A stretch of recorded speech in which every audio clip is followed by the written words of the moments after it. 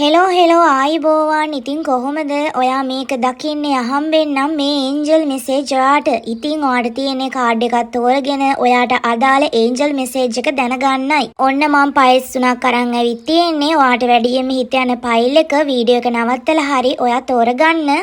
පළවෙනි ෆයිල් එක තෝරගත්තු ඔයාගේ ඒන්ජල් මෙසේජ් එක තමයි ඔයාට නව අවස්ථාවක්. එහෙම නැත්නම් අලුත් ආරම්භයක්. එහෙම නැත්නම් අලුත් සම්බන්ධයක් පටන් ගන්න ඔන්න අවස්ථාව ලැබෙනවා. එහෙමත් නැත්නම් ඔයාගේ දැන් තියෙන සම්බන්ධේ ප්‍රශ්න මොන හරි තියෙනවා නම් ඔන්න ඒ දේවල් විසඳගෙන ඔයාට ඉදිරියට යන්න හම්බ වෙනවා අලුත් විදිහට.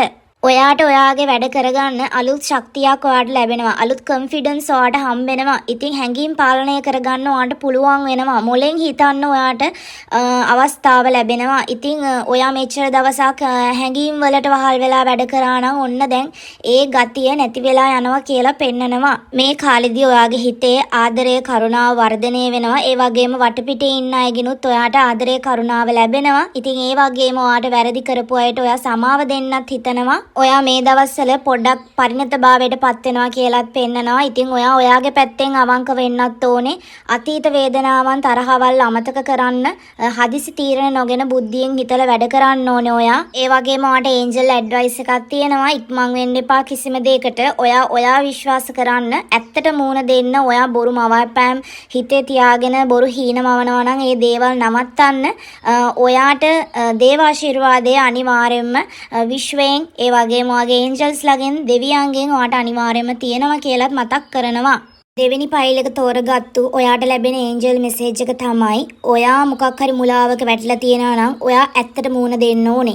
ඔයාට මොකක් හරි නඩුවක් ඇදලා තියෙනවා නම් උසාවියක එහෙම නැත්නම් පොලිසියේ එන්ට්‍රියක් මොන හරි තියෙනවා නම් එහෙම නැත්නම් ඔයා විසින් මේ දේවල් කරන්න හදනවා නම් ඔන්න ඔයාට බලාපොරොත්තු වෙච්ච විදිහටම සාධාරණය හම්බ වෙනවා කියලා වැටිලා තියෙනවා. ඉතින් හැබැයි ඔයා ඉවසීමෙන් ඉන්න ඕනේ මේ හැම දෙයකටම ඉදිරියේදී ඔයාට ලොකු chance එකක් ලැබෙනවා කියලාත් වැටිලා තියෙනවා. කවුරු හරිම ඔයාට බොරු කළා නම් එහෙම නැත්නම් ඔයාගේ වටේ ඉන්න කෙනෙක්ගේ ඇත්ත ස්වરૂපය ඔයාට හෙළි වෙනවා. ඉතින් ගිය ආත්මවල ඔයා විසින් කරපු හොඳ නරක දේවල් වල ප්‍රතිඵල ඔන්න ඔයාට මේ දවස්වල හම්බෙන්න පටන් ගන්නවා. විශේෂයෙන්ම ගිය ආත්මවල ඔයා කරපු හොඳ දේවල් වල ප්‍රතිඵල ඔයාට ලැබෙනවා හොඳ විදියට. ඉතින් ඔයා මොකක් හරි දෙයක් වැරදි විදියට හිතන් ඉන්නවා නම් ඒ දේ නිවැරදි වෙනවා ඉදිරියේදී. ඔයාට කලින් මොකක් හරි අසාධාරණයක් සිද්ධ වුණා නම් දැන් ඔයාට සාධාරණේ ඉෂ්ට වෙනවා. ඉතින් ඔයා බලාගෙන ඉන්න දෙයක් සාර්ථක වෙනවා. ඔයා තාමත් අතීතයේ සිද්ධ වුණ දේවල් වලට දුක් වෙවි ඉන්නවා නම් ඒ දුක ඔයාට ඉදිරියේදී සතුටක් වෙනවා. ඉතින් ආදර සම්බන්ධයේ විවාහ ජීවිතය ගැන ඔයා තීරණයක් ගන්න හිටියා නම් ඒ දේ නිවැරදිව තීරණය කරන්න ඔයාට අවස්ථාව ලැබෙනවා. ඔයාගේ බලාපොරොත්තු ඔය විදිහටම තියාගෙන ඉවසීමෙන් බලන් ඉන්න. ඔයාට අනිවාර්යයෙන්ම ජයග්‍රහණය ලැබෙනවා කියලා ඒන්ජල්ස්ලා කියනවා. තුන්වෙනි ෆයිල් එක තෝරගත්තු ඔයාට ලැබෙන ඒන්ජල් මෙසේජ් එක තමයි ඔයාට දැන් හැමදේම තිත්ත වෙලා තියෙන කාලයක් මේක. ඉතින් ඔයාගේ මනසට මහන්සියක් දැනෙනවා. ඔයාගේ හිතට ඒ කියන්නේ ඔයාගේ ගතට හැම දෙයකටම ඔයාට වෙන්දට වැඩිය ලොකු මහන්සියක් දැනෙනවා. හැමදේම නිකන් අතාරින්න හිතෙනවා.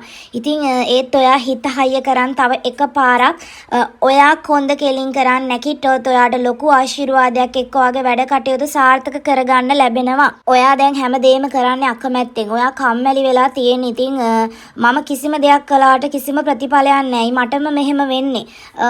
ඉතින් එහෙම ඔයා හිතන කාලයක්. ඉතින් මම තව ඉවසම් බලන් ඉන්න ඕනේද කියලා ඔයාට හැම වෙලේම හිතෙනවා. ඔව් ඔයා අනිවාර්යයෙන්ම ඉවසීමෙන් බලන් ඉන්න ඕනේ.